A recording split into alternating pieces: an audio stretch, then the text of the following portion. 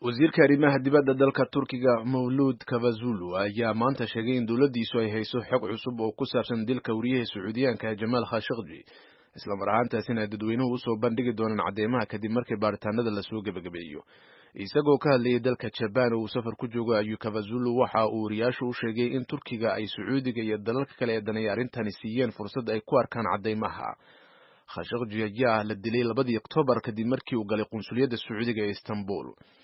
wasiirka arrimaha dibadda dalka Turkiga ayaa sheegay in kadib wadahadallo dhowr ah oo dhex maray boqor Salmaan ka Sacuudiga iyo madaxweynaha Turkiga Erdogan ay u caddaatay in Turkigu rumaysan yahay in boqorka uusan wax luga ku lahayn dilkaas.